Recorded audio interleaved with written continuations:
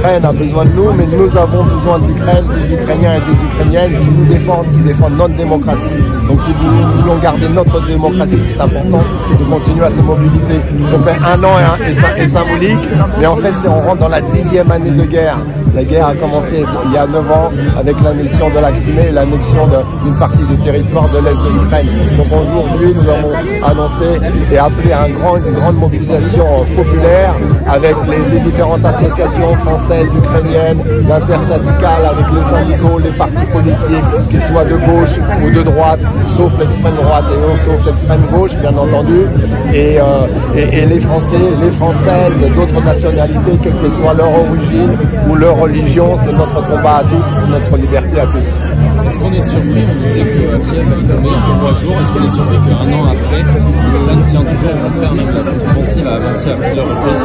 Alors moi, en tant d'origine ukrainienne et étant dans le combat associatif depuis 1976, non, pour nous c'était normal que l'Ukraine se lève et tienne à l'intégrité de son pays et à ses valeurs, à nos valeurs européennes qui sont celles de l'Ukraine aujourd'hui. Qu'est-ce qu'on peut espérer pour 2023? 2023, la victoire, notre victoire, la victoire de l'Ukraine pour la paix, pour notre paix à tous, y compris la paix des Russes et du continent européen et au-delà du continent européen, jusqu'en Afrique, jusqu'en Amérique du Sud, où partout il y a la tyrannie. J'ai toujours une pensée, une idée, une photo qui me vient en tête, c'est le château de cartes. Quand on retire une carte, le château tombe, donc c'est ce que nous espérons dès 2023. On est amis depuis très longtemps. On est même allé à Athènes à l'arrivée de la marche des alignés de la Saint-Agma. Si tout de notre côté, c'est mieux. Allez, on y va.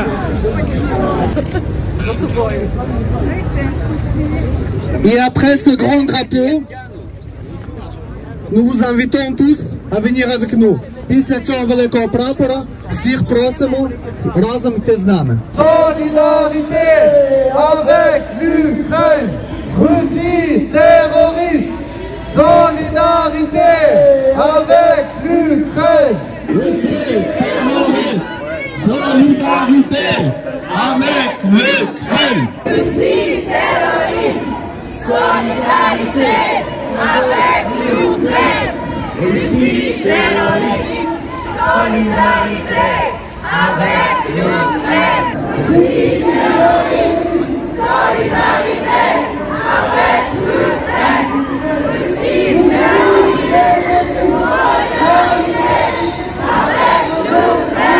Russie terroriste. Solidarité avec l'Ukraine. Russie terroriste. Solidarité avec l'Ukraine. Russie terroriste. Solidarité avec l'Ukraine. Russie terroriste. Solidarité avec l'Ukraine.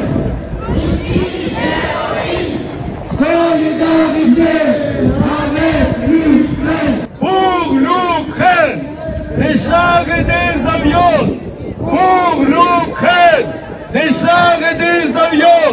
pour l'Ukraine, des chars et des avions. Au chant, le roi Merlin, complice, hors de Russie. C'est le destin de l'ensemble de notre continent qui s'écoule sur terre, sur notre sol, en Ukraine. Oui, des chars, oui, des avions pour l'Ukraine. Maintenant, des chars et des avions pour l'Ukraine. Des chars et des avions pour l'Ukraine. Aujourd'hui, dans cette guerre, sur notre sol, en Ukraine, en Europe, si nous laissons faire, nous connaîtrons d'autres massacres encore plus proches. Aider l'Ukraine aujourd'hui, c'est investir dans la paix de l'Europe de demain. Personne n'en fait assez quand les Ukrainiens donnent leur vie pour notre liberté. Alors contre le fascisme, contre le racisme, pour stopper l'impérialisme russe, oui des armes, oui des chars, oui des camions pour l'Ukraine. Des armes, des chars et des avions pour l'Ukraine. Des chars et des avions pour l'Ukraine.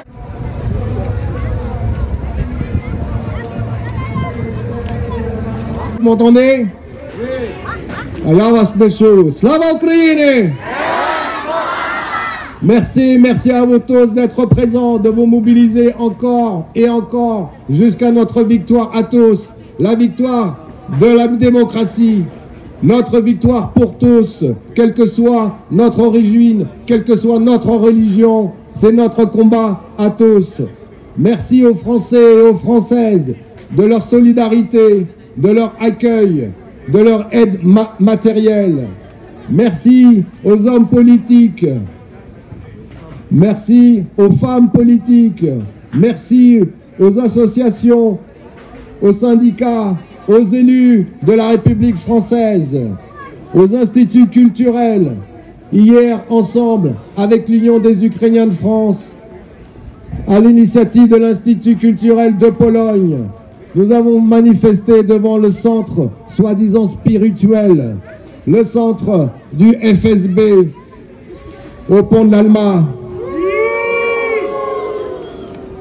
Unis ensemble avec les instituts culturels de Pologne, d'Estonie, d'Italie, d'Allemagne, de Taïwan et même de Hongrie.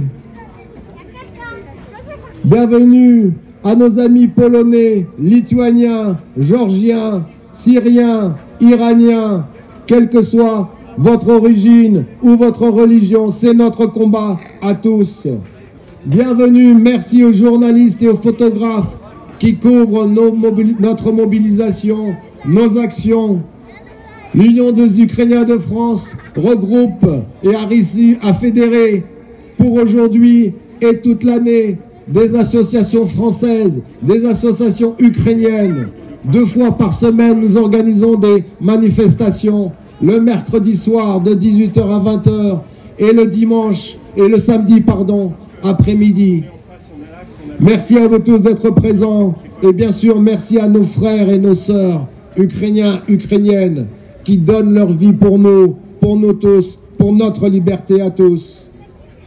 Aujourd'hui, dans toute la France, il y a des manifestations de Lille à Nice, de Rennes à Dijon, de Bordeaux à Lyon, de Paris à Marseille, en passant par Orléans et dans beaucoup d'autres. Aujourd'hui, nous constituons le 3e front. Le premier front est en Ukraine. Ce sont nos frères et nos sœurs qui se battent pour nous en première ligne. Le 2e front, cette 2e ligne se trouve également en Ukraine. Ce sont tous nos frères et nos sœurs, ces civils qui alimentent en matériel, en alimentation et également moralement la première ligne qui ne pourrait pas exister sans cette 2e ligne. Et nous tous ici présents, nous représentons la 3e ligne, ce 3e front. Ce 3e front de l'information, de cette aide humanitaire, de cet accueil. Le 2e front n'existerait pas et le 1er front encore moins. Alors merci à vous tous de constituer ce 3e front. Nous sommes tous ensemble les soldats de la liberté. Avec chacun à son niveau peut apporter une aide financière, une aide matérielle, une aide morale, prendre une arme, prendre une pelle, prendre un stylo ou tout simplement la parole, comme vous le faites aujourd'hui. Merci à vous tous. Slava vam, slava Ukraini. Oui, unité, solidarité, victoire de la démocratie pour notre liberté à toutes et à tous. Encore et encore, hommage à nos frères, à nos sœurs, ukrainiens, ukrainiennes, qui donnent leur vie pour nous. La moindre des choses pour nous, c'est de nous rassembler, d'être solidaires, tous ensemble, quelle que soit notre origine, quelle que soit notre religion, car c'est notre combat à tous.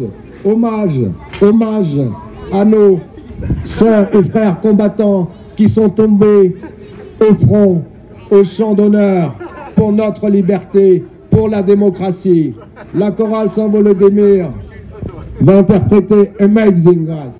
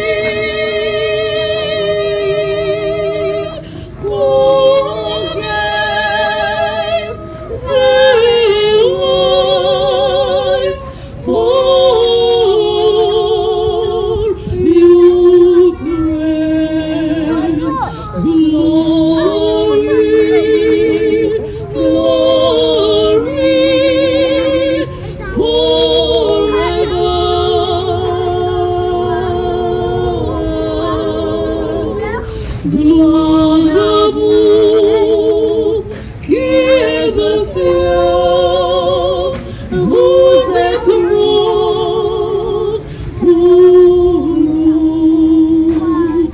Gloire à vous qui êtes océans, gloire à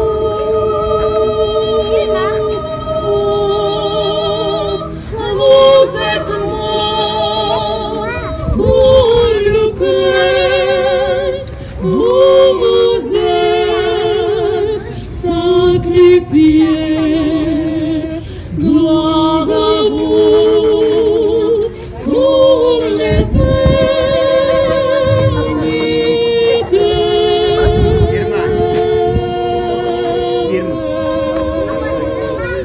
Слава на небесах, хто за нас воїть. Слава на небесах, слава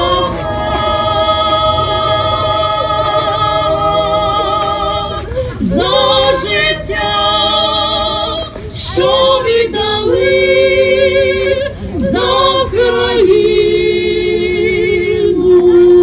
ви. Слава вам, слава на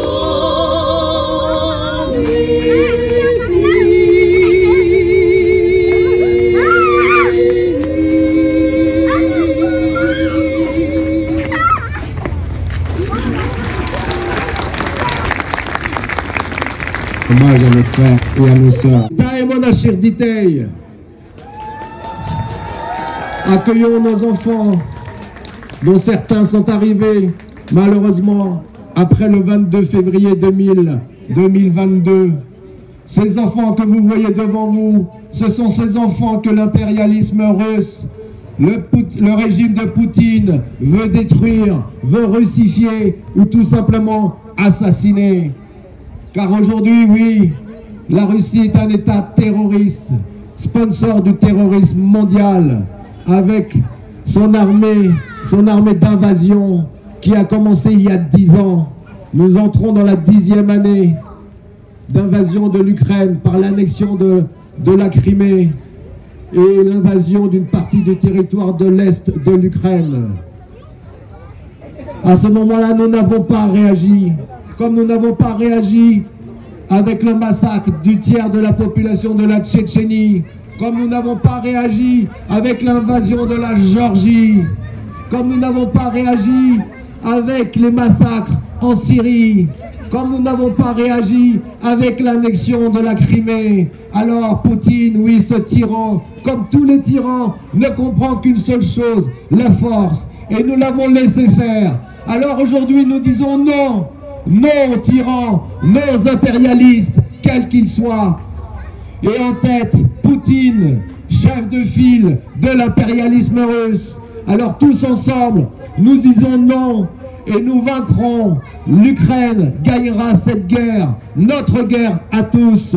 C'est pas la guerre de l'Ukraine, c'est la guerre que Poutine a décidé de nous imposer à nous tous, à nous toutes, Françaises, Français, Européennes, Européens, et au-delà de notre continent, jusqu'en Afrique, jusqu'en Amérique du Sud, jusqu'en Syrie, jusqu'en Iran. Alors disons non, tous ensemble. Poutine, assassin, hors d'Ukraine. Poutine, assassin, hors d'Ukraine. Poutine, assassin, hors d'Ukraine. Poutine, assassin, hors d'Ukraine. Oui, Poutine, assassin criminel. Et ses troupes régulières ou ses milices de Wagner, hors d'Ukraine, hors d'Europe, hors de notre continent, hors du monde libre. Nous resterons en démocratie, nous nous battons pour la démocratie, contre le racisme, contre le fascisme, pour notre liberté à tous. Alors oui, troupes russes hors de toute l'Ukraine, troupes russes hors d'Ukraine, troupes russes hors d'Ukraine, Troupes russes hors d'Ukraine. Troupes russes hors d'Ukraine. Hors d'Ukraine.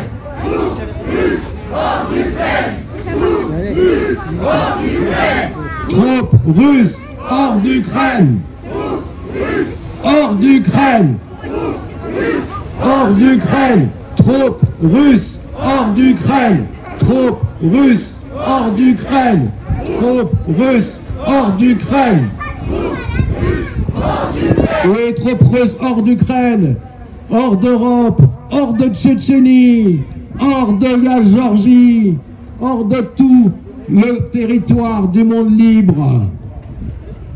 Dans un instant, nous allons accueillir l'ambassadeur d'Ukraine, Vadim Omelchenko, représentant le gouvernement ukrainien, représentant notre combat à tous, ces Ukrainiennes et ces Ukrainiens qui combattent pour nous, pour notre liberté à tous. Vous êtes venus, oui, tous nombreux aujourd'hui, mais continuons à nous mobiliser. Chacun à son niveau peut apporter sa petite pierre ou sa grosse pierre, que ce soit financière, matérielle, morale, avec une plume, avec une parole. Continuons à nous mobiliser pour chasser toutes les troupes russes hors de notre continent, en commençant par notre continent. J'ai toujours une image en tête, un château de cartes. Quand on enlève une carte d'un château de cartes, tout le château tombe. Alors faisons ensemble, tous ensemble, retirons au moins une carte de ce château, retirons le régime fasciste de la Russie actuelle, Poutine et tous ces oligarques qui nous massacrent, qui massacrent nos frères et nos sœurs. Enlevons cette carte pour que ce château de cartes tombe, enfin, car nous voulons rester libres, nous voulons rester humains, nous n'aspirons qu'à la paix. Les Ukrainiens et les Ukrainiennes ne pensent qu'à une chose, la paix. La paix pour pouvoir continuer à entendre, à écouter le sourire de nos enfants. Вітаємо посла Вадима Омельченко. Accueillons l'ambassadeur d'Ukraine en France, Vadim Omelchenko. Excusez-moi, madame.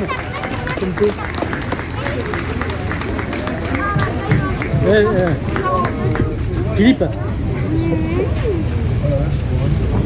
je veux 60. Пане президенте, Monsieur le Président, шановна громада, шановне зібрання, chère communauté, cher rassemblement, дорогі друзі, chers amis, французи, француженки, les Françaises et les Français, а тепер звертаюся до українців. et maintenant je m'adresse aux Ukrainiens, Великі народи великої України, le grand peuple de la grande Ukraine.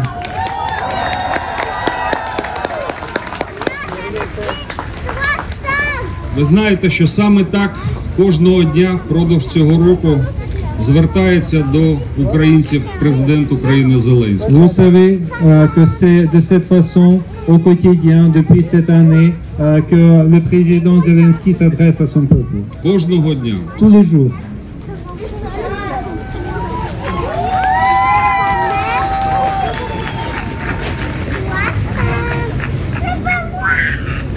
Вчорашній промові він казав, що в цей день, 24 лютого, рік тому, ми обрали не білий прапор, а підняли жовто-блакитний.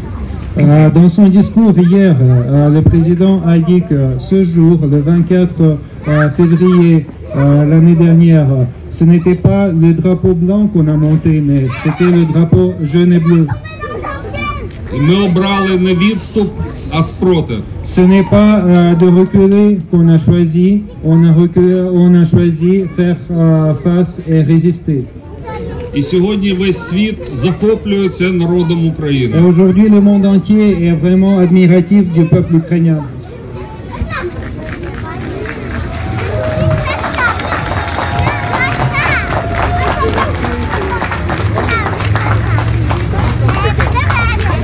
А значить і кожним з вас. Et cela veut dire chacun de vous fait passionner les autres. Вітаю вас. Je vous félicite. Україна об'єднала цілий світ, ви це бачите. L'Ukraine a réuni le monde entier, et vous le voyez. І в тому числі Францію, французьке Et суспільство. particulièrement la France et la société française.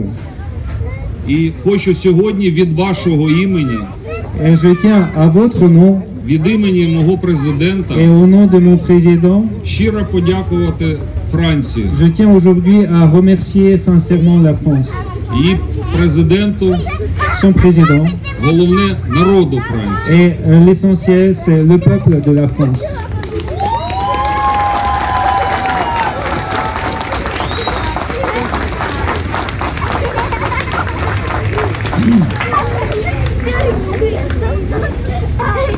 А є за що дякувати. Il y a bien des choses à remercier, pour lesquelles il faut remercier. Хочу вам сказати, що підтримка Франції для нас дуже важлива. Je tiens à vous dire que le soutien de la France est très important pour nous. На політичному рівні голос Франції є дуже важливим. Au niveau politique, la voix de la France est très importante.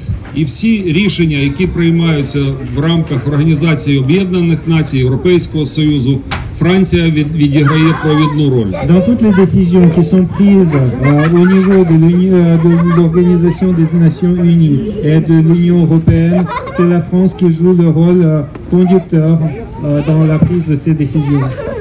І ви знаєте, що в цьому році, в цій важкій для нас, в цьому важкому році для нас ми отримали статус кандидата до Європейського Союзу. Vous savez bien que durant cette année passée qui était très dure, qui était très difficile pour nous, que l'Ukraine a obtenu ce statut de candidat à l'adhésion à l'Union européenne. І в першу чергу, дякуючи позиції французького керівництва. Et c'était en premier lieu grâce à la position prise par les dirigeants de la France. Надважлива підтримка Франції в військовому вимірі.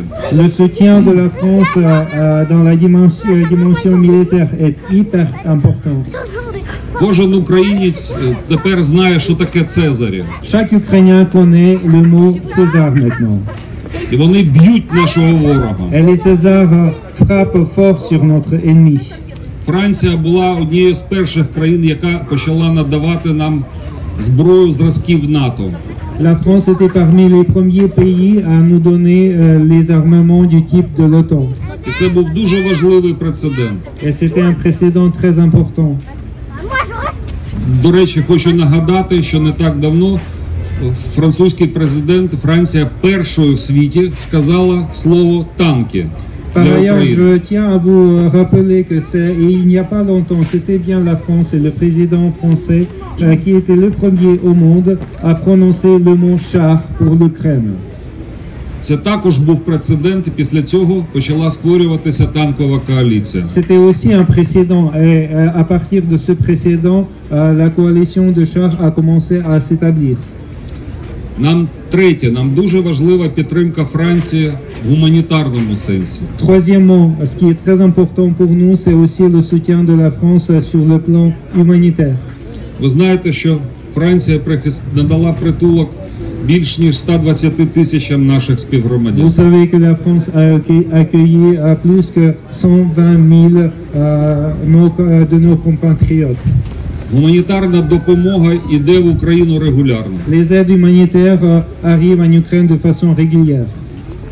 Ви знаєте, як постраждала українська інфраструктура під час варварських обстрілів балістичними ракетами. Vous savez à quel point les infrastructures ukrainiennes ont été touchées et frappées à la suite des frappes à missiles russes.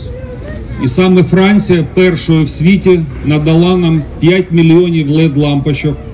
Et c'était la France qui était la première dans le monde entier à nous donner 5 millions d'ampoules LED. Ми маємо потребу 50 мільйонів. Nous avons besoin de 50 millions. І внесок Франції є суттєвим. Et l'apport de la France est vraiment essentiel. І всі українці вже отримали 5 мільйонів цих Et лампочок. tous les Ukrainiens ont déjà reçu 5 millions d'ampoules LED. Ну і в людяному вимірі ми маємо подякувати. Et aussi sur le plan humain, nous devons remercier. Ми бачимо ставлення до нас. Nous voyons l'attitude envers nous. Ми бачимо підтримку. Nous voyons le soutien. І Якщо дозволите, від вашого імені я скажу дякуємо тобі, Франція. Si vous permettez, de votre part, je vais dire merci la France.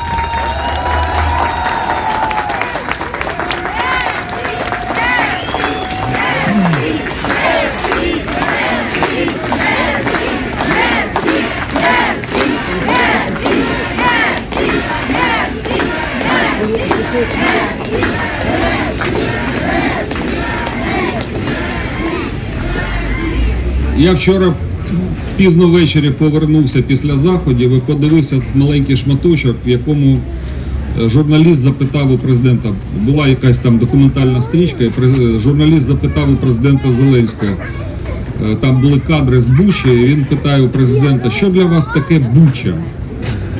Hier soir, j'étais rentré tard et j'ai eu un moment pour regarder la télévision et j'ai regardé un documentaire dans lequel notre président était interrogé par le journaliste et la question qui lui a été posée, c'était la question « Mais qu'est-ce que Boucha signifie pour vous ?» І наш президент відповів, для мене Буча тепер назавжди є обличчя російського світу. Et le président a répondu, pour moi désormais, Boucha, c'est le visage de la Russie.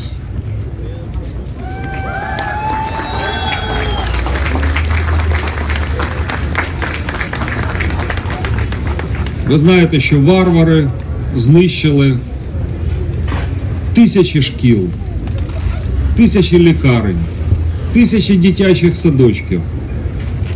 Vous savez que les barbares ont détruit des milliers d'écoles, des milliers d'hôpitaux, des milliers d'écoles maternelles.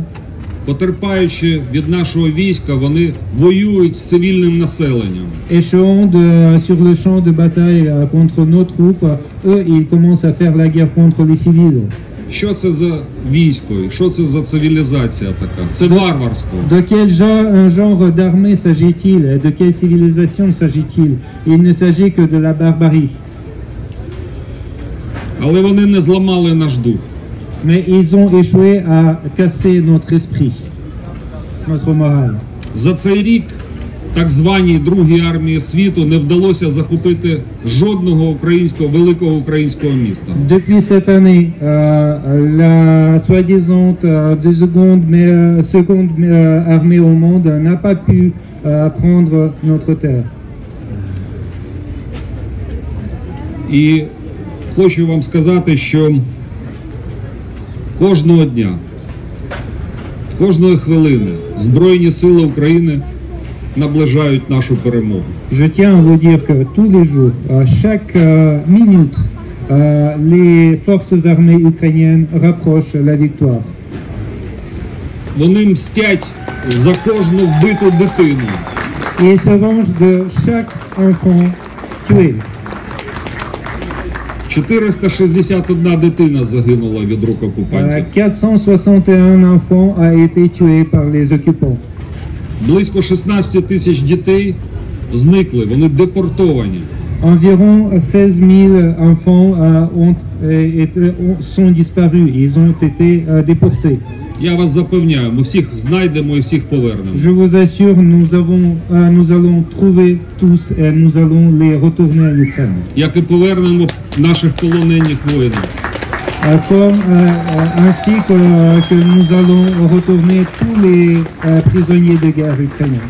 Давайте разом скажемо слава Збройним силам України. Disons ensemble gloire aux forces armées de l'Ukraine. Слава ЗСУ! ЗСУ тричі слава! ЗСУ тричі слава! ЗСУ тричі слава! Знаєте, ще одна маленька така особиста деталь. Я коли був в Києві. Vous savez, un petit encore détail personnel. Moi, quand j'étais à Kiev la dernière fois, мені діти мої, які в Києві перебувають, встановили на телефон аплікацію. Mes enfants qui restent toujours à Kiev, ils ont installé une application sur mon téléphone. Яка інформує про повітряні тривоги. Qui informe des alertes aériennes. Хтось з вас має таку аплікацію? Est-ce que vous en avez, vous? Ви чули, що зараз по Україні йде повітряна Vous тривога? avez peut-être entendu que maintenant en Ukraine il y a une alerte en ce moment. Я скажу, що мені ця аплікація дуже допомагає. Je vais vous dire que cette application m'aide beaucoup. Вона завжди зі мною. Elle est toujours avec moi.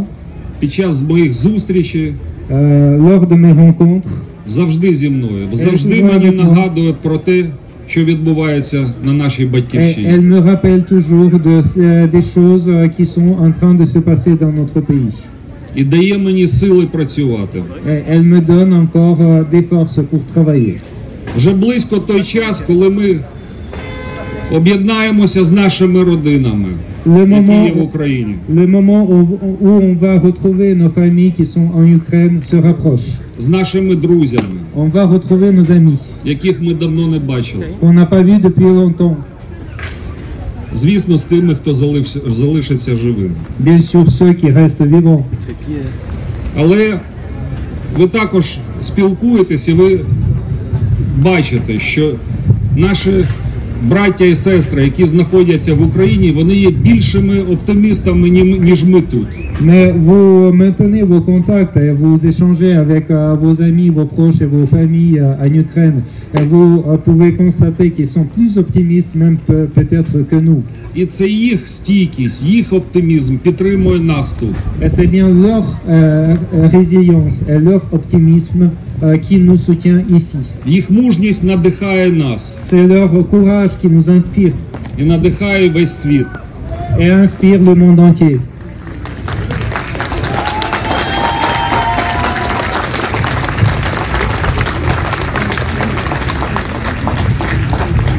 А ми з вами, кожен на своєму місці, Et nous, chacun à sa place, також маємо наближати цю перемогу. nous devons rapprocher cette victoire de notre côté aussi. Навчаючись, En apprenant, працюючи, en travaillant, отримуючи новий досвід тут, у Франції. en obtenant de nouvelles expériences ici en France. Цей досвід, він потім знадобиться вам в Україні. Ce sont les expériences qui vont vous servir en Ukraine. Ми переможемо. Nous vaincrons І ми все відбудуємо. et nous reconstruirons tout. І прийде час, коли ми зможемо запросити наших французьких друзів до себе в Україну. Et le temps viendra quand nous pourrons inviter nos amis français en Ukraine. І віддячимо їм за все. Et nous allons les remercier de tout.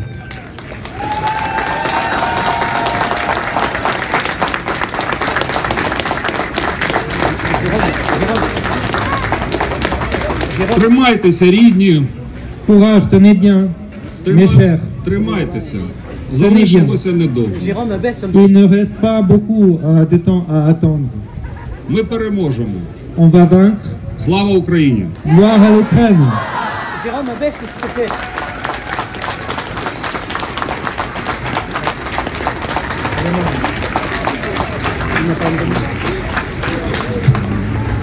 Дякуємо. Merci.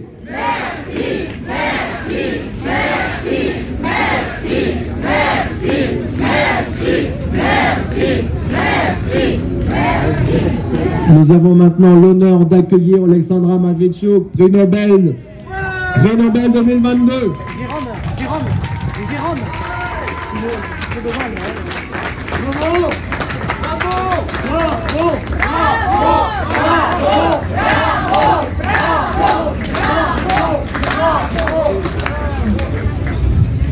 Мене звати Олександра Матвійчук, я правозахисниця, очолюю Центр громадянських свобод. Вже 9 років ми документуємо воєнні злочини, які вчиняє Росія на території України. Je suis Alexandra Matviichuk, je préside l'association La Liberté, le centre de liberté civile en Ukraine. Je suis défenseuse de droit et depuis 9 ans, on documente les crimes de guerre commis par l'armée russe en Ukraine. Росія використовує воєнні злочини як метод ведення війни. Вона спеціально завдає невимовних страждань українцям, щоб зламати наш спротив і окупувати країну. La Russie et l'armée russe utilisent les crimes de guerre comme un instrument pour détruire les Ukrainiens et notre morale. Ми документуємо цей біль, щоб рано чи пізно усі росіяни, які вчиняли ці злочини своїми руками, так само як Путін і вище політичне військове командування Російської Федерації, опинилися перед судом. Nous documentons chaque crime pour que chaque crime soit puni devant la justice internationale, pour que chaque douleur soit payé par la justice. На повномасштабне вторгнення українці відповіли невимовною хвилею солідарності.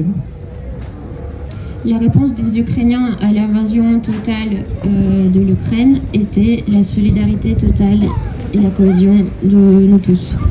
Я нікому не побажаю пройти через наш досвід, але цей драматичний час дав нам можливість розкрити свої найкращі риси.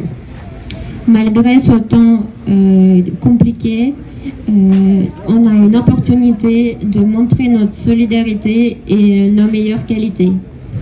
Боротися за свободу.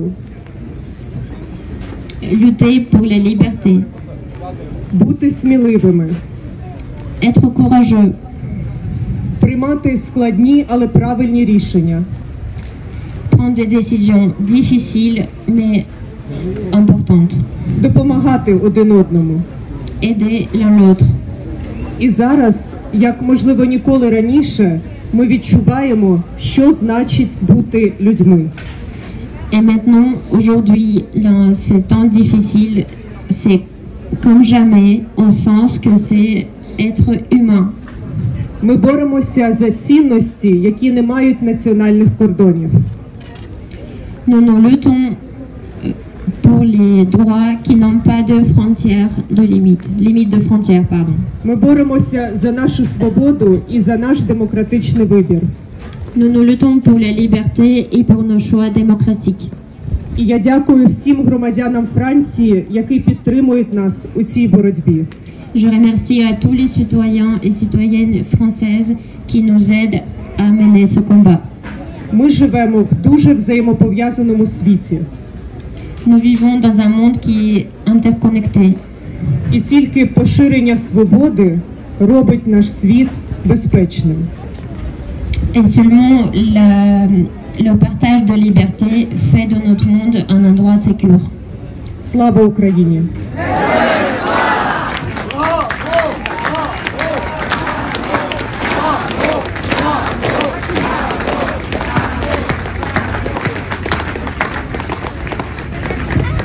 Nous accueillons maintenant Anne-Marie Goussard, consul, et Otard représentant l'Europe unie et tous nos amis georgiens et cubains et roumains et polonais, estoniens et j'en oublie. Accueillons Anne-Marie Goussard et Otard. Bonjour à tous. Effectivement, Europe Unie, ça rassemble toutes les communautés et les groupes d'amitié avec tous les peuples d'Europe centrale, orientale et septentrionale. Et on est venu aujourd'hui vous dire notre soutien à l'Ukraine. Alors les Lituaniens, les Lettons, les Estoniens, les Bulgares, les Géorgiens, les Roumains, les Moldaves, les Bélarusses, les Polonais, on est tous derrière vous et on est venu vous le dire aujourd'hui. Parce qu'aujourd'hui, qu'on le veuille ou non, Poutine, c'est à l'ensemble de l'Europe qu'il a déclaré la guerre. Il a déclaré la guerre à nos valeurs, il a déclaré la guerre à la liberté. Et donc on est tous ensemble, et heureusement que vous, Ukrainiens, vous êtes là en première ligne, vous battre, donner le prix du sang pour sauver la liberté et pour sauver l'Europe. Alors aujourd'hui, on est venu vous dire merci, parce qu'on sait que Poutine ne s'arrêtera pas à l'Ukraine s'il ne s'arrête pas en Ukraine. Donc continuons le combat avec vous, nous sommes derrière vous et avec vous.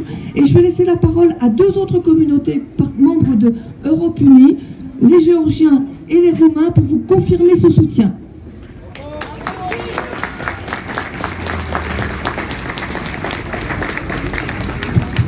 Vous êtes ici, aux côtés de l'Ukraine, à votre juste place, aux côtés de l'Ukraine et à votre côté se tiennent les 141 nations qui viennent de voter à l'ONU en faveur de la résolution en soutien à l'Ukraine.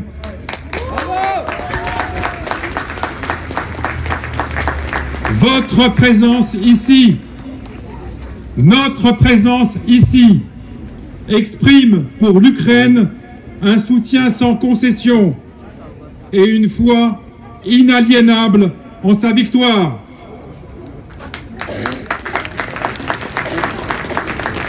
Grâce au courage du peuple ukrainien, au sacrifice de ceux qui combattent et au soutien que nous, les anonymes, nous leur apportons, rien ne sera plus comme avant. Rien ne sera plus comme avant, et en particulier pas ni l'aveuglement, ni la complaisance qui prévalait à l'égard du pouvoir russe. L'histoire témoigne combien l'aveuglement de certains politiques conduit à sa triste répétition. Dans une même nuit froide de février, il y a 102 ans, après avoir signé l'avant-veille la reconnaissance du pays, la Russie lançait ses armées et envahissait la Géorgie. Dans le siècle qui s'est écoulé, 10 fois, 100 fois, le pouvoir russe a trahi sa parole.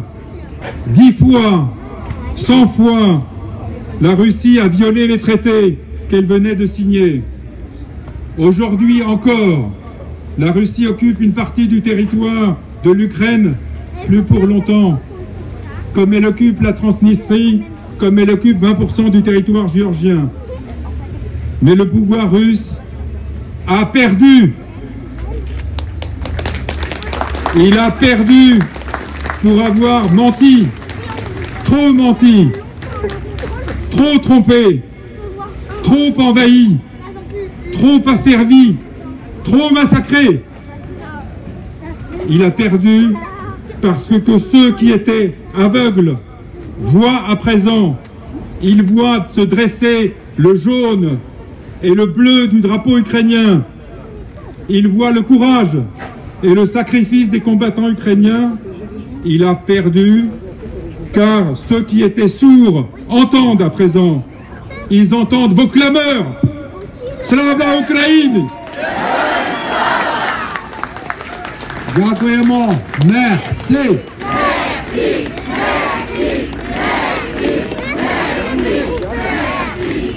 Les amis roumains, les amis moldaves qui sont coupés de la Roumanie injustement par l'Union soviétique, qui ont subi ce même traitement, sont ici pour manifester leur solidarité avec le peuple ukrainien. Dès le début, nous avons été aux côtés des Ukrainiens parce que nous savons à quel point c'est important d'avoir la liberté. Et c'est ce qui fait la force de l'Europe, c'est la diversité, c'est l'unité en diversité.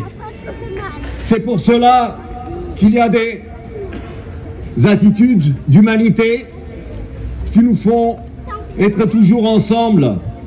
Et grâce à cette humanité, nous allons gagner. Nous allons gagner parce que même les Russes, ils savent très bien que la vérité est toujours du côté de l'humanité. La vérité ne peut pas être toujours du côté de ceux qui sortent les armes. En Roumanie, nous avons toujours compris que ceux qui sortaient les armes signaient leur décret de mort. Quand Ceausescu a sorti les chars, nous avons tous compris que c'était la fin. C'est la fin du régime Poutine. C'est la fin de la dictature. C'est le début de la solidarité et de l'humanité en Europe. Slava Ukraine! Slava Ukraine! Slava Ukraine! Et n'oubliez jamais que vos frères sont ici, en France, sont également en Roumanie et qu'il y a aussi des Roumains de la minorité roumaine qui combattent aux côtés des Ukrainiens pour la liberté de l'Ukraine et de l'Europe. Slava Ukraine! Tous ensemble, всі разом, до перемоги! Tous ensemble, всі разом, до перемоги! Tous ensemble, всі разом, до перемоги! Tous ensemble, всі разом, до перемоги! Nous accueillons maintenant les représentants de la société civile. Nous commençons par Sylvie Rollet, président du PLE.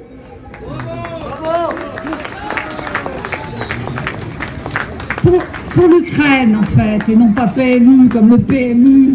Hein? Nous avons une dette immense envers l'Ukraine, envers tout son peuple qui, depuis un an, résiste à l'invasion à grande échelle de son territoire par les armées russes, derrière son armée, derrière son gouvernement. Car, nous le savons, nous l'avons répété durant la manifestation, les Ukrainiens ne se battent pas seulement pour leur liberté, mais aussi pour la nôtre, celle des peuples libres qui ont choisi la démocratie. En fait, cela fait 9 ans, ça aussi nous l'avons dit dans la manifestation, cela fait 9 ans que les Ukrainiens affrontent seuls la guerre impérialiste de la Russie. Nos gouvernements ont mis bien longtemps avant de comprendre qu'on ne peut faire du commerce avec le régime totalitaire de Poutine. On ne peut davantage faire la paix avant une victoire totale de l'armée ukrainienne. Car l'intention du Kremlin n'est pas seulement d'annexer un territoire, c'est d'annihiler l'identité et l'existence même de l'Ukraine, c'est-à-dire son histoire, sa mémoire, sa culture, sa langue. On ne peut pas faire la paix sur le corps des femmes et des enfants violés, sur le corps des civils torturés et exécutés, sur le corps des prisonniers massacrés à Olenivka. On ne peut pas faire la paix sur le corps des bébés volés, des écoliers ukrainiens kidnappés pour être russifiés, placés dans des camps d'entraînement militaire aujourd'hui. Sans le retour inconditionnel des dizaines, voire des centaines de milliers d'enfants déportés, toute négociation serait une ignominie qui scellerait la défaite de nos démocraties face à la barbarie fasciste et totalitaire. C'est pourquoi nous exigeons des gouvernements et des chefs d'État, c'est-à-dire aussi de notre gouvernement, qu'ils condamnent les déportations et demandent solennellement le retour de tous les enfants ukrainiens déportés. Nous le savons, la solidarité des États européens face à Poutine est fragile. Nos gouvernements cèdent souvent au désir du compromis, voire au petit marchandage. C'est donc à nous, c'est-à-dire à vous qui êtes ici, place de la Bastille, c'est à nous, la société civile, qu'il incombe de faire pression sur notre gouvernement pour assurer la victoire totale de l'armée ukrainienne. Nous devons faire pression pour que soit livré au plus vite tout l'armement demandé par l'Ukraine. Chars, avions, munitions, car chaque jour compte. Notre seule force, à nous, la société civile, c'est notre unité. Une unité qui s'exprime aujourd'hui, car vous êtes très nombreux, car nous sommes très nombreux. Une unité que nous enseigne aussi le peuple ukrainien. Une unité qu'il nous faut développer en rassemblant tous les militants des associations et tous les intellectuels désireux de soutenir l'Ukraine. Comme l'a demandé Alexandra Matviichuk, que vous venez d'entendre, au moment donc de la remise de son prix Nobel de la paix, il est urgent de construire un vaste mouvement humaniste de solidarité internationale. Slava Ukraini!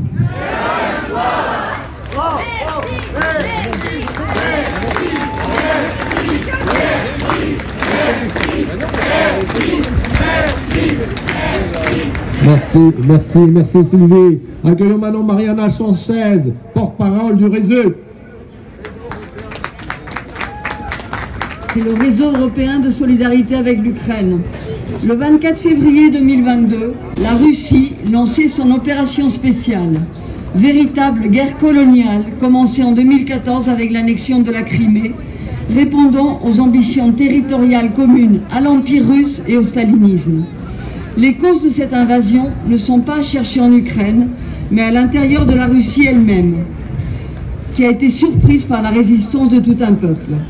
Cette guerre met à mal un principe qui est pour nous essentiel, celui du droit des peuples à disposer d'eux-mêmes, bafouant le droit à l'autodétermination du peuple ukrainien.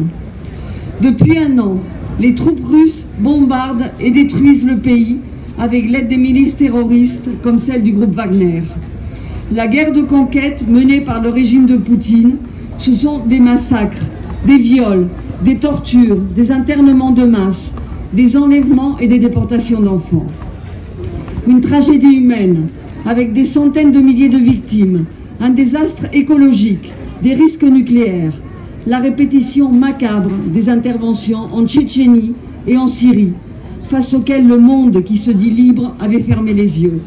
En Russie même, cette guerre intensifie la répression contre toute opposition. Dès le premier jour, nous, militantes et militants syndicaux, politiques et associatifs et culturels, nous réclamant des valeurs de justice sociale et d'égalité, nous avons choisi notre camp, aux côtés des Ukrainiennes et des Ukrainiens. C'est le sens de la création de notre réseau européen et de sa branche française, composée d'une vingtaine d'associations, syndicats et organisations politiques qui, dès le 24 février, ont pris une position internationaliste et unitaire. Nous avons, en France et en Europe, tissé des liens avec le mouvement syndical, les représentants de l'intersyndicale qui ont fait un travail formidable, y reviendront, avec des associations féministes, les femmes sont les premières victimes de la guerre, avec des étudiants et des jeunes, avec des militants de la gauche indépendante et des syndicalistes qui se battent dans les tranchées et sur le front social. Ce sont ces militantes et ces militants qui, depuis le début, réclament notre soutien à la résistance armée et non armée de l'Ukraine. Ils apportent un démenti aux arguments de celles et ceux qui, en France comme ailleurs, en Europe ou en Amérique latine, se fourvoient et voient dans cette guerre l'affrontement entre deux camps, dont l'un, celui de l'impérialisme russe, serait le leur. Ces Ukrainiens interpellent aussi celles et ceux qui, au nom d'un pacifisme dévoyé, ouvriraient la voie à des négociations entérinant la partition du pays. Pour les peuples d'Ukraine et pour nous, l'unité et l'indépendance de l'Ukraine ne sont pas négociables. Pour ce triste anniversaire, et alors que Poutine se prépare à lancer une nouvelle offensive, nous voyons surgir des campagnes pour la paix. Non pas une paix juste et durable pour le peuple ukrainien, mais une paix qui passerait par l'arrêt immédiat des fournitures d'armes à l'Ukraine, livrant ce peuple pieds et poings liés à l'armée et aux milices russes. Une paix où l'on s'efforce de ménager l'honneur de l'agresseur au détriment de la survie de l'agressé. Une paix des cimetières. Une paix où la dictature poutinienne ne serait pas remise en cause. Ce ne serait pas la fin de la guerre. Poutine ne cache pas ses ambitions territoriales, ce serait la fin de l'Ukraine. Nous continuerons de nous mobiliser avec toutes les organisations et mouvements qui ont participé à cette manifestation, et notamment avec nos amis ukrainiens, pour le retrait des troupes russes de toute l'Ukraine, pour le droit à l'autodétermination du peuple ukrainien, pour le soutien à la résistance armée et non armée du peuple ukrainien, pour l'accueil sans discrimination de tous et toutes les réfugiés, pour l'annulation de la dette extérieure, condition indispensable pour une reconstruction juste, pour le soutien au mouvement démocratique et anti-guerre en Russie et au Bélarus et l'accueil de déserteurs. Slava Ukraini. Merci.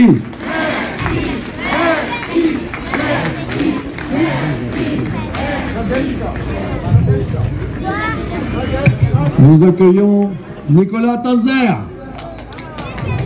professeur à Sciences Po. Vitaïmo.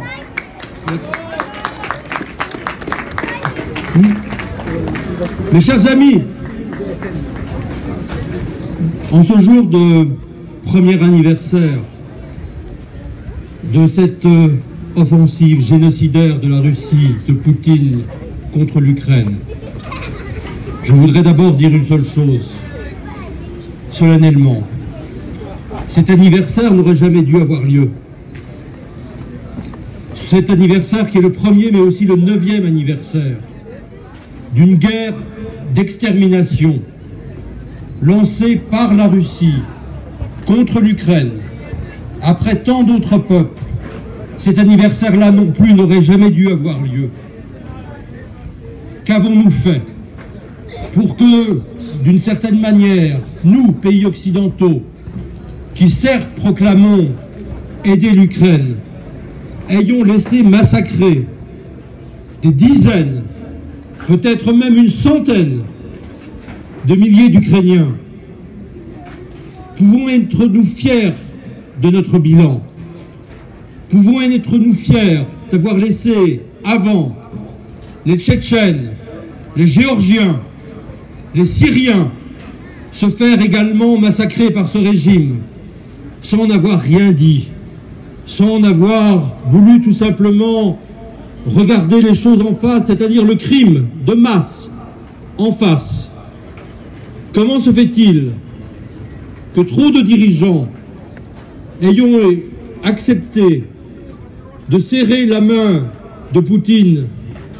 Est-ce que nous l'aurions fait pour Abu Bakr al-Baghdadi ou Osama bin Laden? En fait, Poutine a tué bien plus de civils que toutes ces organisations terroristes réunies, et nous avons continué à entretenir des liens avec ce dictateur. Il est temps qu'aujourd'hui nous regardions les choses en face et qu'après ce premier anniversaire, il n'y ait pas de deuxième anniversaire, qu'après ce 9e anniversaire, il n'y ait pas de 10e anniversaire. Parce que cela voudrait dire que nous laissons tomber nos principes, nos valeurs, notre dignité et nos impératifs de sécurité eux-mêmes.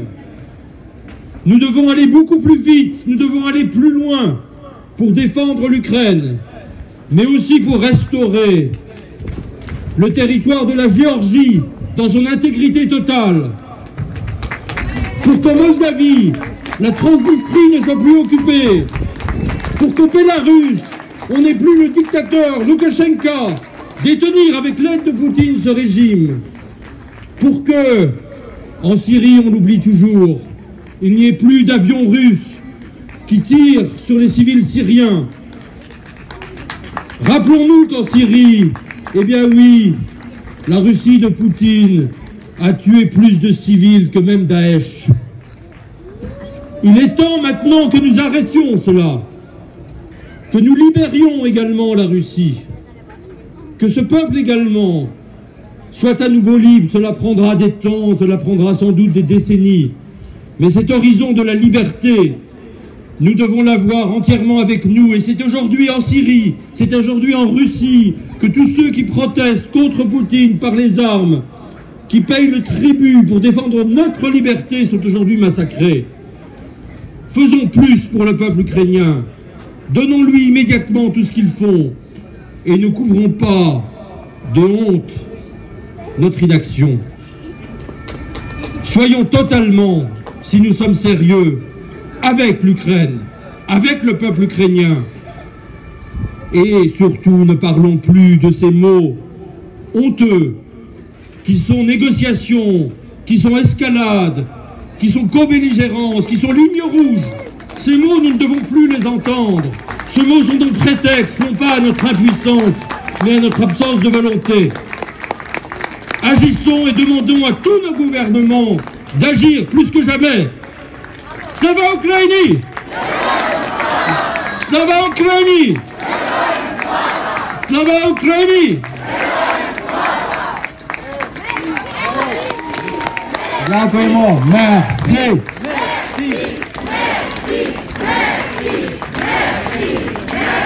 Nous accueillons maintenant Nadezhda Kutopova qui représente Lev Ponomarev qui a eu un malaise malheureusement. Vitaïmo. Bonjour mes amis, je parle aujourd'hui au nom des associations mémoriales, aussi Russie Liberté, et je parle aussi au nom de toutes les Russes qui sont contre la guerre et contre Poutine.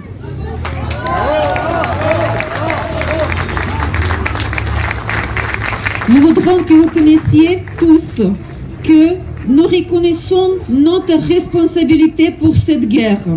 Et tout ce que nous voudrons aider à l'Ukraine à gagner. Nous demandons des armes pour l'Ukraine. Nous considérons toujours que tout le territoire envahi de Donbass, de la Crimée, c'est l'Ukraine.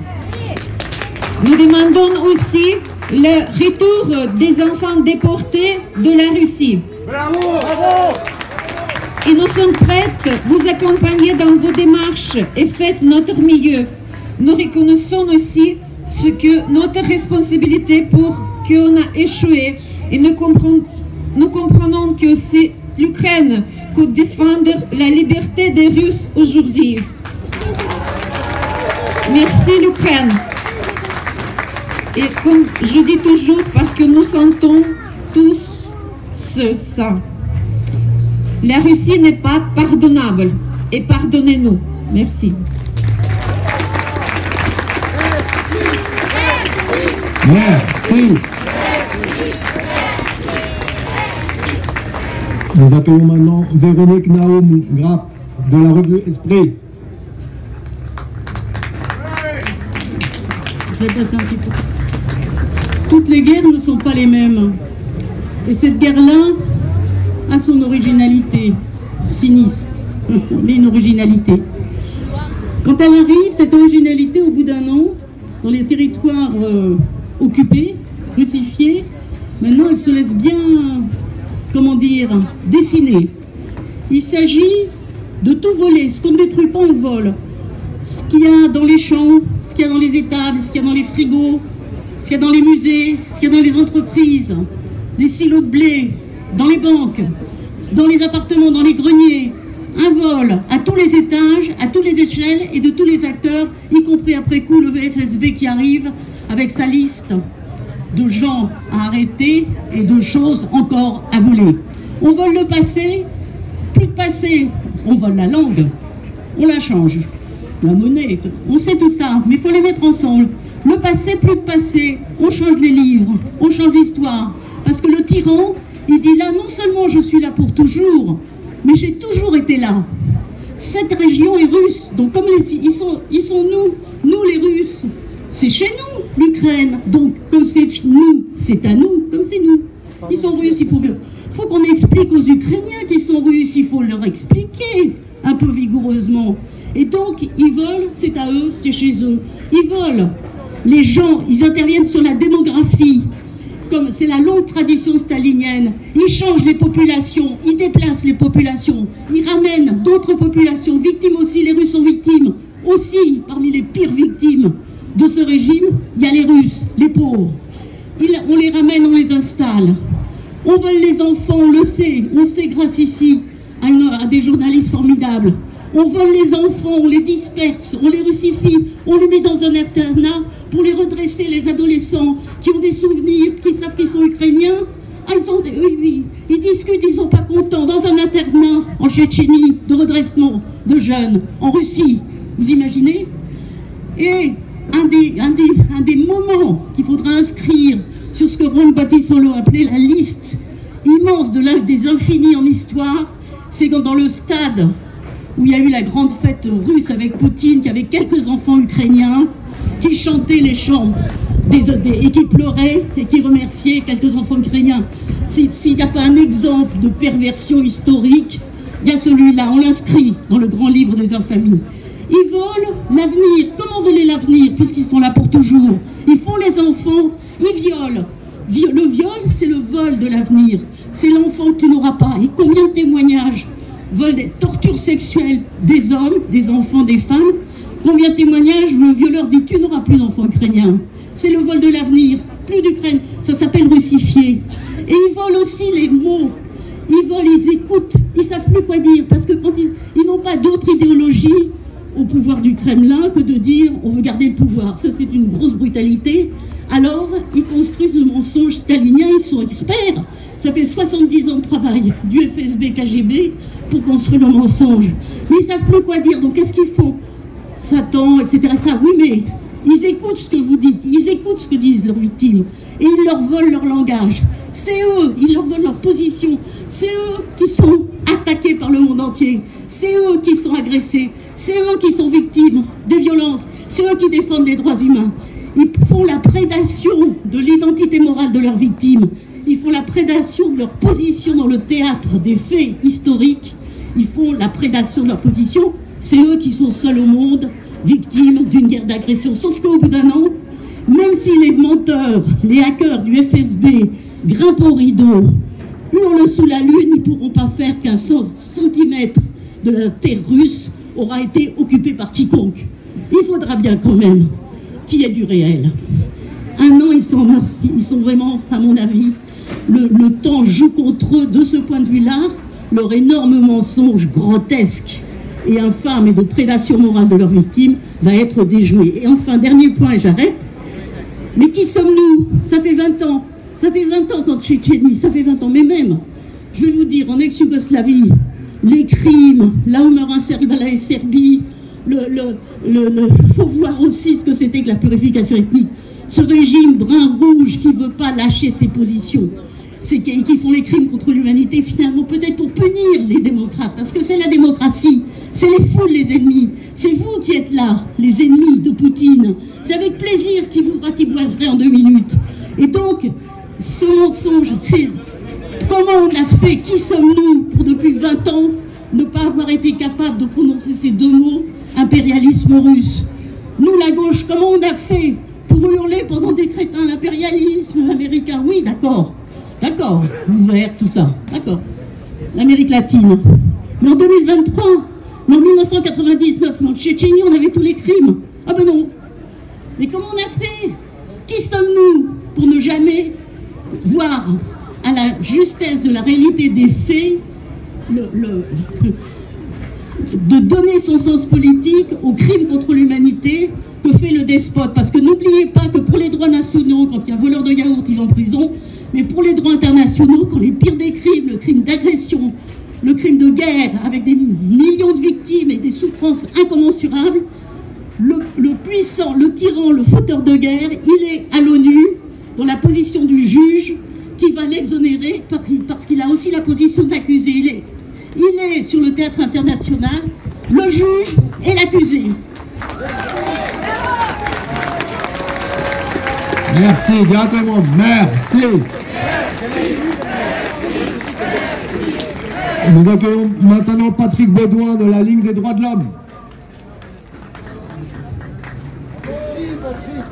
Merci, merci, bonjour à tous et toutes. Quelques mots simplement pour vous dire d'abord, bien sûr, il y a un an, c'était une guerre d'agression, c'est clair. Alors on va faire un petit peu de droit, mais très rapidement. Il y a une charte qui est la charte des Nations Unies, qui a été élaborée après, à la fin de la Deuxième Guerre mondiale. Et elle dit que quand il y a une guerre d'agression, c'est-à-dire un État souverain qui vient violer les frontières d'un autre État souverain, en l'espèce voisin, eh bien cet État qui est agressé, et là c'est l'Ukraine, il a un droit, c'est le droit de légitime défense. Il a un droit de riposte, il a un droit de rappeler le droit des peuples à disposer d'eux-mêmes. Ça, c'est vraiment le b.a.-ba qu'il faut appliquer. Et tout le reste, finalement, eh bien, c'est du laïus inutile. Il y a eu de la part de la Russie une violation initiale grave du droit international. Le deuxième point, c'est que M. Poutine, évidemment, il essaye, comme tous les dictateurs, de justifier cette intervention. Alors, je n'épiloguerai pas, chacun sait que ce ne sont que des alibis de circonstances, que rien ne peut justifier cette agression. Et simplement, on observera qu'elle se situe dans la ligne de ce qu'est la politique intérieure et extérieure de M. Poutine depuis 20 ans. C'est un impérialisme, c'est un terrorisme d'État. Et c'est M. Poutine en Tchétchénie, c'est M. Poutine en Géorgie, c'est M. Poutine en Crimée, au Donbass, en Syrie, en Libye, dans les pays d'Afrique, avec le support de sa milice Wagner, qui commet les crimes les plus abominables. Alors face à cela, il n'y a pas de doute, nous n'avons pas à douter. Nous devons un soutien, une solidarité absolue à l'Ukraine, qui lutte, le peuple ukrainien, qui lutte pour sa liberté. Et toute mention qui consisterait à dire mais est-ce qu'on peut utiliser des moyens militaires? Est-ce qu'on ne rentre pas dans une co-belligérance? Je dirais c'est foutaise. Ou bien on soutient le peuple ukrainien et on lui en donne les moyens. Et il est évident que face à la disproportion des forces en présence, sans soutien militaire, eh bien, on sait que l'Ukraine ne pourrait être que vaincue. Or, l'objectif, il est simple.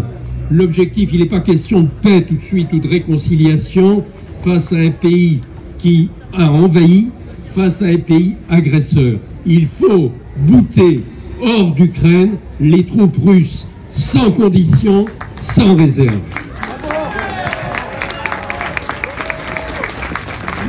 Je ferai, pour ne pas être trop long, 2 dernières remarques, là dans notre élan commun de solidarité. La première, qui est nécessaire, c'est qu'il faudra que M. Poutine, ses troupes et tous ceux qui commettent ces crimes de masse rendent des comptes. Il ne faudra pas d'impunité. Vous savez que la justice est déjà en marche. La justice ukrainienne, la Cour pénale internationale, les juridictions nationales au titre de la compétence universelle. Il faut là aussi, sans réserve, de façon constante, sans relâche, réclamer justice, pas d'impunité. Il faudra que ces bourreaux rendent des comptes. On ne parle pas de vol de bicyclette, on parle de massacre, on parle de viol, on parle de bombardement de populations civiles, on parle de destruction de monuments civils, et on parle même pire encore de ces enfants qui sont déportés et emmenés en Russie. Et vous savez ce que ça signifie? Eh bien, c'est un des éléments constitutifs du crime de génocide. Voilà ce dont est coupable M. Poutine et ses troupes. Alors, dernier point, soyons dans la solidarité des sociétés civiles, les sociétés civiles d'Ukraine, de Biélorussie, de Russie. Et on a vu que, contrairement à l'image qu'on cherche à donner, il y a beaucoup de Russes, beaucoup de gens dans la population russe qui sont avec nous, qui nous soutiennent. Et puis, il y a plus globalement toutes les sociétés civiles. Et que l'Ukraine soit un exemple, qu'on ne limite pas. Votre lutte, la lutte du peuple ukrainien, c'est une lutte universelle. C'est la lutte contre tous les conflits, contre toutes les guerres, contre toutes les injustices. Et c'est à ce titre de l'universalité que nous sommes réunis aujourd'hui. Vous avez le soutien, bien sûr, de tous les défenseurs des droits de l'homme qui sont à vos côtés. Merci beaucoup.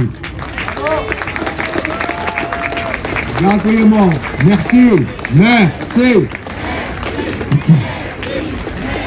Je suis devant vous aujourd'hui au nom des 8 organisations syndicales françaises unies pour l'Ukraine, comme elles le sont d'ailleurs pour un sujet d'actualité en France en ce moment. 1 an et 1 jour. Ça va ou pas? 1 an et 1 jour. 1 an et 1 jour depuis que Poutine a déclenché sa guerre ignoble contre l'Ukraine. Il espérait une victoire éclair. Il ne savait pas qu'en face de lui, il y aurait la résistance du peuple ukrainien, un peuple uni pour défendre sa liberté. Cette guerre continue avec son lot de destruction, de morts et de malheurs. Des dizaines de milliers de morts, dont près d'1 millier d'enfants. Des dizaines de milliers d'enfants d'Ukraine emmenés de force vers la Russie. La guerre de Poutine a causé la destruction de milliers de logements. Son armée a confisqué les récoltes et en a laissé pourrir sur pied. Elle n'a cessé de cibler les infrastructures énergétiques pour frapper jusqu'aux capacités de survie des populations civiles ukrainiennes. Cette guerre a forcé plus de 12 millions de personnes à fuir leur maison et une moitié d'entre eux a même dû quitter le pays. Ce bilan, qui n'est que provisoire, est déjà effroyable. Nous n'oublions pas non plus que pendant ce temps, en Russie et au Bélarus, la répression muselle les voix des pacifistes qui dénoncent la guerre et le totalitarisme de Poutine et Loukachenko. Le 26 décembre 2022, les leaders syndicaux du BKDP du Bélarus ont écopé de lourdes peines de prison ferme. Nous avons une pensée pour eux et pour tous les prisonniers d'opinion dans ces deux pays. Enfin, les conséquences de cette guerre se font sentir partout dans le monde, alternativement menacés d'embrasement nucléaire, de catastrophes environnementales, d'inflation galopante, notamment sur les prix de l'énergie, ou de famine. En un an, la vie de centaines de millions de personnes à travers le monde a été bouleversée par la folie de Poutine, qui tente de réinventer une guerre à grande échelle d'un temps qu'on croyait révolu sur le sol européen. Face au drame vécu par les populations en Ukraine, nos organisations syndicales, CFDT, CGT, FO, CFE-CGC, CFTC, UNSA Solidaire et FSU, se sont mobilisées pour venir en aide aux Ukrainiennes et Ukrainiens, en apportant de l'aide à nos amis organisations syndicales, le FPU et KEVAPU, qui sont mobilisés pour distribuer l'aide alimentaire aux populations civiles. 2 voitures de 38 tonnes d'aide humanitaire, machines à laver industrielles, radiateurs, générateurs, vivres, matériel de soins et d'hygiène, obtenus sous forme de dons ou achetés grâce aux collectes auxquelles ont contribué les membres de nos organisations syndicales. Nous continuerons à le faire tant que cela sera nécessaire, comme nous continuerons à soutenir les syndicats ukrainiens dans leur lutte contre les réformes antisociales, parce que nous croyons fermement que l'Ukraine de demain, à la sortie de cette guerre, sera un exemple de démocratie fondée sur le respect des droits et des libertés, notamment pour les travailleurs et les travailleuses. La solidarité avec l'Ukraine qui résiste doit continuer. Vous pouvez compter sur les organisations syndicales françaises pour la faire vivre jusqu'à la victoire du droit international, la victoire des libertés et de la justice, la victoire de l'Ukraine. Paix en Ukraine, solidarité avec l'Ukraine qui résiste. Merci.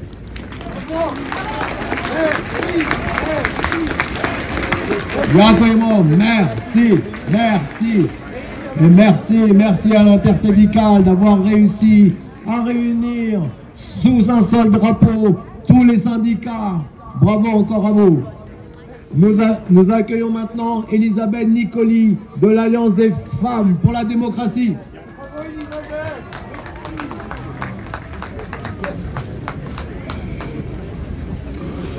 Cette année est pour nos cœurs militants douloureuse et tragique. Mobilisés depuis le 24 février 2022, nous avons dénoncé, condamné ce passage à l'acte de guerre de Poutine, dictateur impérialiste, dont sa volonté de s'emparer de l'Ukraine souveraine, indépendante et démocratique, comme on viole une femme. Je vous rappelle que c'est la métaphore de Poutine du 23 février. Pour la détruire, la mettre en servitude. Nous, femmes du MLF, avec Antoinette Fou, de l'Alliance des femmes pour la démocratie, avons compris, dès le premier jour de l'invasion, la volonté génocidaire d'un Poutine animé de ce que nous appelons une protestation virile, violemment destructrice. À celles et ceux qui croyaient ou voulaient nous faire croire qu'il s'agissait d'une guerre entre la Russie et l'Ukraine, nous avons appelé à la conscience politique sur le véritable projet de Poutine, dictateur paranoïaque qui fait la guerre non seulement à l'Ukraine, mais qui l'a déclarée au monde et à l'Europe démocratique, puisqu'il n'a eu de cesse durant de nombreuses années en Tchétchénie, Biélorussie, Géorgie, Syrie et autres en Ukraine, de stopper toute aspiration démocratique. Et puis a commencé la libération par les Ukrainiens des territoires occupés. Ces avancées, et hélas les charniers qu'elles mettent au jour, ne peuvent apaiser la souffrance immense, indicible, les vies détruites. Mais ces libérations signifient la volonté inébranlable du peuple d'Ukraine, des femmes, des hommes, de ne jamais être mis en esclavage. L'Empire russe, par son invasion, vise à la mise en servitude, comme en son temps l'Empire romain avec sa Pax Romana, celle que l'Ukraine refuse avec raison et que d'aucuns voudraient lui imposer. L'exemple et l'espoir que donnent aujourd'hui et pour demain les Ukrainiennes et les Ukrainiens, c'est, au-delà du refus de la soumission, l'affirmation du désir profond de liberté, de vie, d'amour, de démocratie. Non pas la démocratie de l'égoïsme repu, du narcissisme destructeur, mais la démocratie de l'altruisme, de l'éthique, celle de la solidarité, de l'hospitalité, de la parité, de la générosité. Nous sommes là, depuis le début de l'invasion de l'Ukraine, par l'armée guerrière et génocidaire de Poutine, et seront là, solidaires, le temps qu'il le faudra, parce que les femmes savent, dans leur chair, ce que signifie une lutte pour la sortie ou le refus de la domination.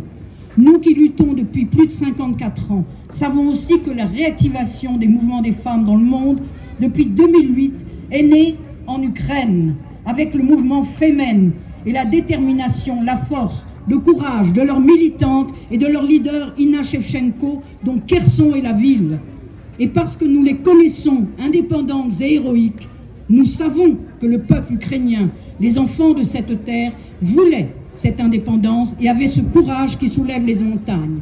Nous serons donc solidaires à chaque moment de nos vies, de nos luttes, par des voies humaines, politiques, culturelles, économiques et des voies réelles et symboliques, et ce, jusqu'à ce que les Ukrainiennes et les Ukrainiens recouvrent leur territoire, leurs enfants volés, leur liberté, leur indépendance, la démocratie à laquelle ils sont théoriquement attachés. Et également jusqu'à ce que justice soit rendue et que Poutine et ses sbires soient jugés, condamnés par la Cour pénale internationale ou un tribunal pour crimes contre la paix, crimes de guerre, crimes contre l'humanité et génocide. Alors, ensemble, femmes et hommes, portons nos voix au-delà des frontières, hissons nos cœurs conscients aux côtés de celles et de ceux qui, en Ukraine, en Iran, en Afghanistan et partout dans le monde, luttent pour un avenir véritablement démocratique. Slava Ukraini jusqu'à la victoire. Yakouimo, merci.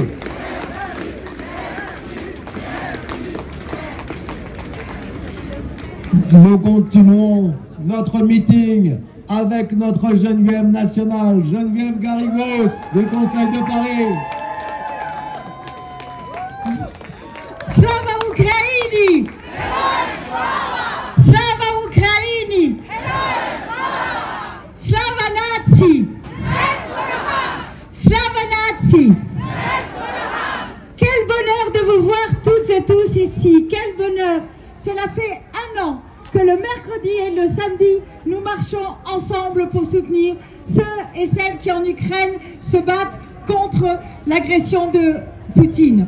Et oui, il y a un an, quand on a découvert l'agression de Poutine, ce n'était qu'une nouvelle page de la guerre qu'il mène contre la démocratie, contre les hommes et les femmes qui se battent pour leur liberté, qui ont des aspirations de choisir eux-mêmes leur destin. On l'a vu, et cela que ce soit dans son propre pays, où il a assassiné, emprisonné toute opposition, mais c'est aussi à Grozny, à Tbilissi, à Alep, en Crimée, partout, partout, Poutine est l'oppresseur. Partout, il est, lui, celui qui veut mettre à mal nos valeurs.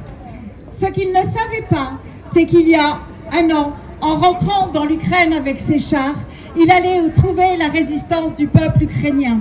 Et alors que depuis 20 ans, nous nous taisons par rapport à tout ce qu'il a pu commettre comme crime dans les différents pays, la résistance du peuple ukrainien, son courage a forcé la France, l'Union européenne, les États-Unis et à réagir et à livrer des armes.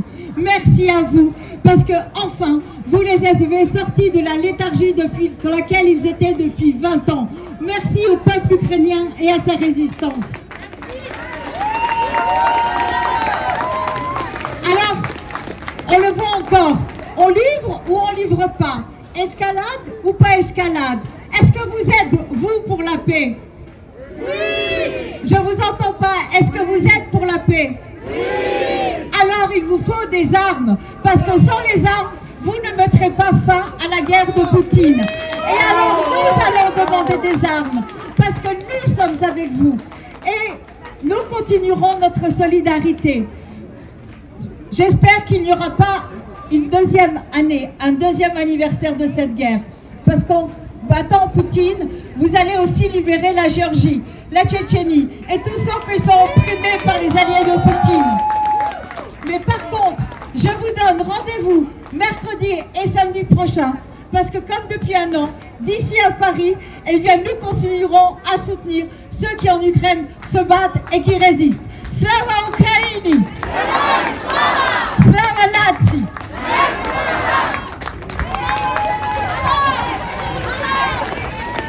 Merci, merci, merci, merci. Oui, Geneviève Garrigos qui a toutes nos manifestations le mercredi soir de 18h à 20h, la prochaine mercredi 1er mars, place du Panthéon. Rendez-vous à 18h, place du Panthéon. Nous accueillons maintenant un grand cinéaste, Romain Goupil. Romain qui, dès les premiers jours de la guerre, de l'invasion brutale, est allé tout de suite en Ukraine, à Kiev. Vitaye, mon yon. Slava Ukraini. Baissez le micro. Baissez. En 3 minutes.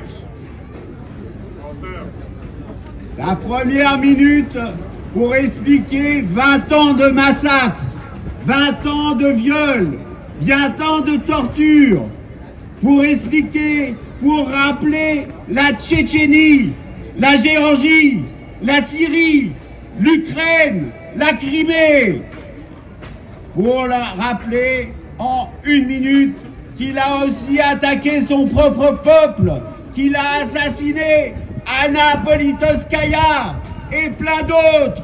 Voilà Poutine depuis 20 ans. 1 minute pour écouter Zelensky. Voilà ce qu'il vient de dire, ce qu'il a dit le 9 février. Quand vous êtes en guerre, vous n'avez plus le temps. Le temps est différent. Il n'y a plus 60 secondes dans 1 minute, car chaque seconde représente la vie et quelqu'un sa destinée. On voit à quelle vitesse les missiles russes s'abattent sur nous. La vie tient parfois à une histoire de secondes. Nous n'avons pas désormais des mois ni même des semaines pour répondre. Slava Ukraini. 1 minute. On peut tout changer en 1 minute. Simplement, la paix peut être gagnée. Poutine dégage en 1 minute. Il suffit qu'il se retire du pays. La paix est gagnée. Ukraine vaincra. Slava Ukraini. Poutine Rulio.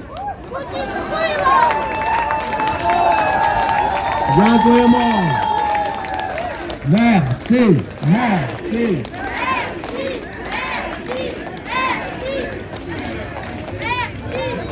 Nous accueillons maintenant Jean-Claude Samouillet, président d'Amnesty International. Bonjour à tous. Il y a tout juste 1 an, la Russie commettait le crime d'agression en envahissant l'Ukraine. Et depuis lors, ce sera une suite ininterrompue d'atrocités. Des bombardements indiscriminés, des bombardements de zones résidentielles ou d'infrastructures civiles, des hôpitaux, des écoles, des théâtres, des marchés. Ce sera l'utilisation de bombes à sous-munitions. Ce sera les exécutions de civils, des civils torturés, des civils violés. Tout ça est constitutif de crimes de guerre. Puis il y aura les déplacements forcés de populations, y compris des enfants, qui seront envoyés dans des orphelinats en Russie ou adoptés de force par des familles russes après avoir modifié leur état civil, leur nom, leur date de naissance et leur lieu de naissance. Et tout ceci est constitutif de crimes contre l'humanité. Il nous appartient à nous, citoyens, hommes politiques, responsables politiques, ONG, journalistes, observateurs, de dénoncer inlassablement, de dénoncer et d'alerter, de collecter les preuves, de les authentifier, de les conserver afin que les auteurs de ces crimes soient jugés, soient poursuivis et jugés devant la justice internationale. Ces auteurs de crimes, et pas seulement les auteurs directs, mais également les responsables des lignes hiérarchiques, civiles et militaires, doivent rendre des comptes. Il nous appartient aussi de demander à nos gouvernements et à la communauté internationale de mettre en place les moyens de soulager au mieux les souffrances du peuple ukrainien. Il nous appartient enfin de dénoncer les atteintes massives des droits humains telles que les entraves à la liberté d'expression, à la liberté d'association et à la liberté de manifestation commises par les autorités russes et biélorusses contre leur propre population. Il faut que cette agression cesse et que la paix soit rétablie. Mais il n'y aura pas de paix sans justice et il n'y aura pas de paix sans réparation. Si les auteurs des crimes de guerre et contre l'humanité commis en Géorgie, en Tchétchénie, en Syrie avaient été poursuivis, jugés et condamnés, nous n'en serions peut-être pas là aujourd'hui en Ukraine. Justice et réparation pour le peuple ukrainien. Gratulement, merci, merci. Merci à Jean-Claude Samoulier de conclure. Les représentants de la société civile. Nous accueillons maintenant Yannick Jadot, qui était présent dès le premier jour, le 24, devant l'ambassade russe. Putain, voyons. Merci, bonsoir. Tout a été dit sur notre présence ici, tout a été dit sur les atrocités. Il y a un an, l'enjeu c'était de résister. L'enjeu, c'était de prouver notre solidarité. L'enjeu, c'était d'aider le peuple ukrainien qui avait pris les armes, qui parfois devait prendre la route de l'exil, et d'autres qui, maison après maison, face à l'agresseur russe, résistaient. Aujourd'hui, nous le savons, l'enjeu, ça n'est plus de résister. L'enjeu, ça n'est plus de ne pas perdre la guerre. L'enjeu aujourd'hui, c'est de gagner la guerre en Ukraine contre l'invasion russe. Et pour gagner la guerre, 3 conditions pour gagner la guerre. Il faut que l'Union européenne et la France fassent plus. Ça veut dire quoi, faire plus? Ça veut dire arrêter les discours pseudo-pacifistes qui considèrent que l'écrasement des peuples et l'écrasement des libertés peuvent partir par perte et profit. Ça veut dire que nos dirigeants doivent arrêter de relayer la propagande russe qui humilie la Russie, qui écrase les Russes. C'est Poutine qui humilie les Russes. C'est Poutine qui écrase la Russie. C'est Poutine qui remet en cause la sécurité des Russes. Ça ne sont pas les Ukrainiens, ce ne sont pas les démocraties qui aident l'Ukraine. Deuxième condition, assumer les embargos sur tous les secteurs économiques. Pourquoi est-ce que Rosatom continue de faire du business avec EDF? C'est assumer la confiscation des biens des oligarques. On sait qu'aujourd'hui, le boulot non plus, là, n'est pas fait. Dernière condition, livrer les armes à l'Ukraine. Si on veut arrêter Bakhmout, si on veut arrêter l'horreur, si on veut arrêter les atrocités, chaque jour compte. Alors oui, il faut livrer les avions de chasse à l'Ukraine pour que l'Ukraine gagne cette guerre. C'est comme ça qu'on aura la paix, c'est comme ça qu'on défendra la liberté. Slava Ukraini. Merci.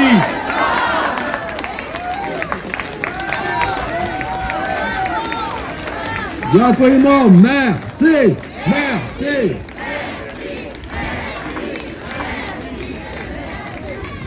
Nous invitons maintenant à prendre la parole Bernard Guetta, eurodéputé. Putain, et voyons.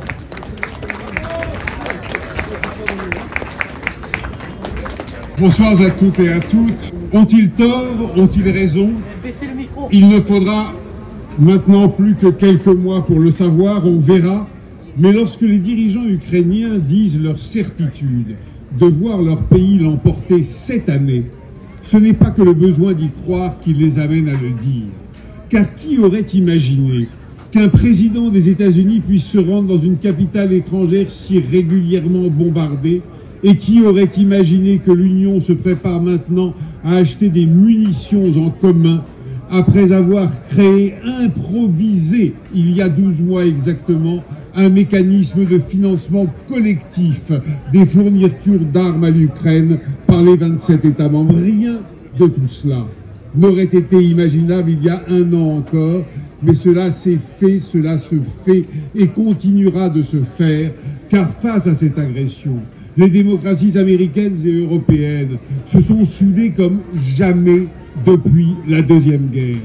Face à Vladimir Poutine, face à ce petit homme inexpressif et cruel qui rêve de reconstituer l'empire perdu des tsars comme si demain la Grande-Bretagne entreprenait de reconquérir l'Irlande, face à ce tyran colonialiste, empoisonneur, embastilleur et assassin de l'Ukraine, après avoir assassiné la liberté russe, les démocraties ont fait front.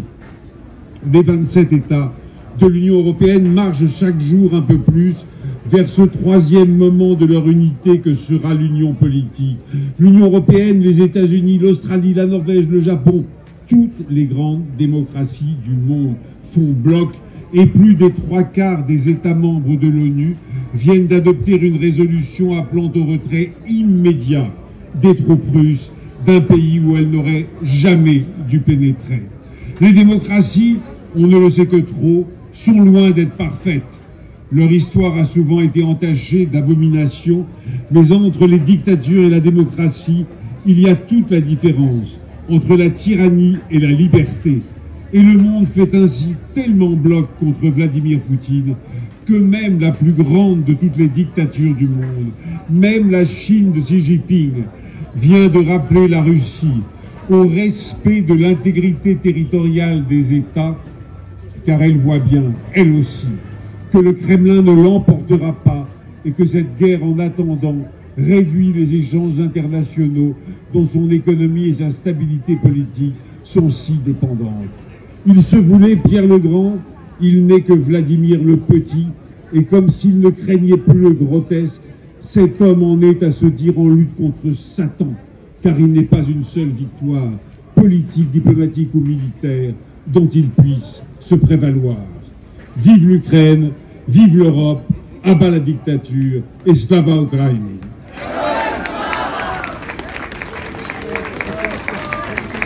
Gentlemen, merci.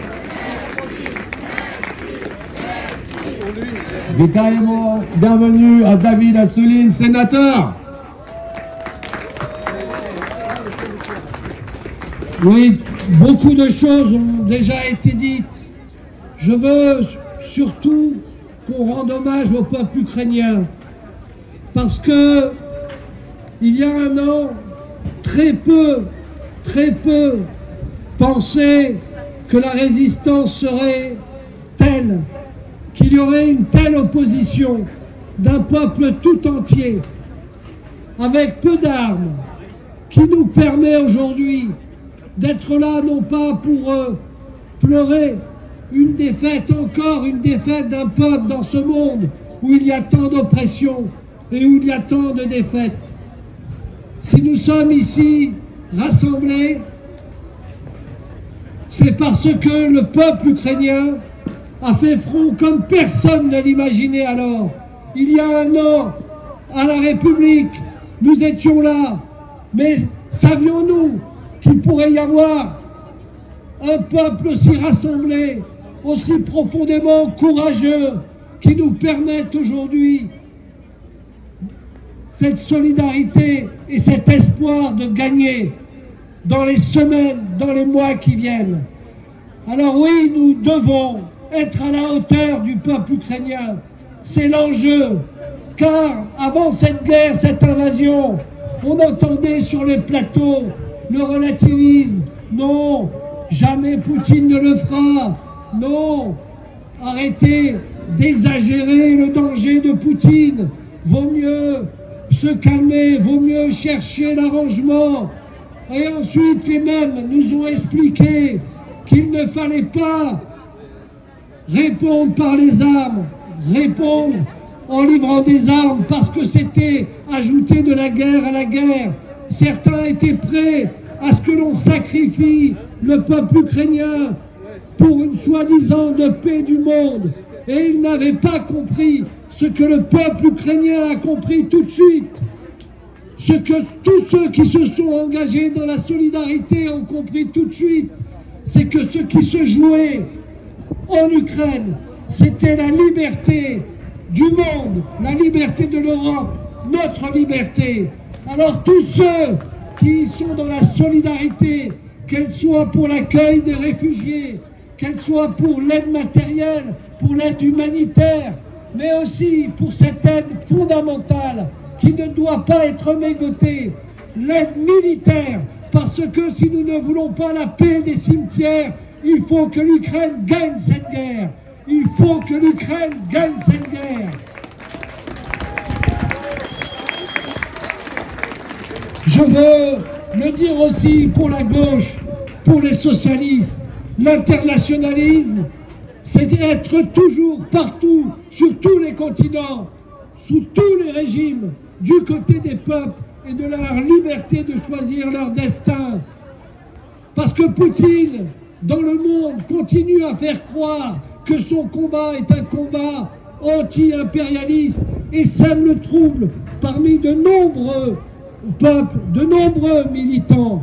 Et ici même en France, il faut comprendre que nous devons être dans cet internationalisme qui a toujours fait avancer la paix du monde. Cet internationalisme qui ne mégote pas le soutien quand un peuple est menacé. Et je veux saluer les gestes, les actes forts de solidarité de la ville de Paris et d'Anne Hidalgo. Parce que quand la tour Eiffel se met aux couleurs de l'Ukraine, c'est un signe, c'est un appel lancé au monde très très fort. Quand on livre des générateurs, quand on se rend sur place, quand on accueille les réfugiés, quand on les scolarise immédiatement, dans notre ville, nous pouvons être fiers à Paris de cette solidarité à chaque fois qu'un peuple est opprimé, mais aussi et d'abord avec l'Ukraine qui doit gagner cette guerre. Bien vraiment, merci et merci Paris. Merci Paris.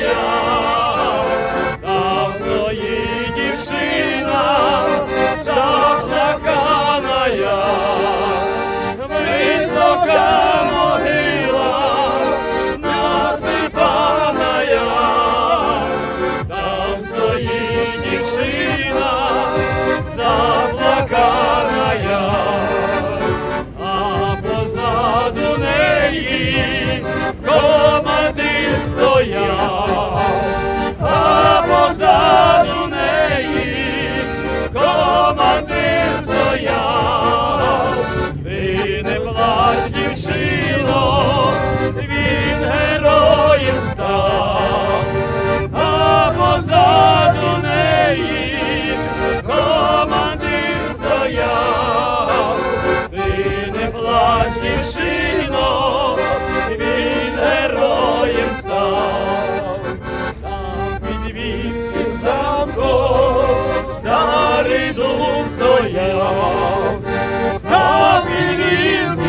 замком старий дуб стояв, а під тим дубочком партизан лежав.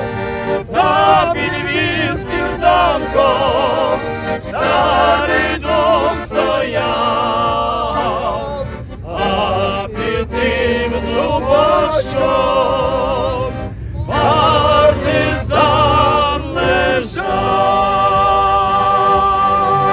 Слава Україні! Слава Україні! Слава Україні! Героям слава!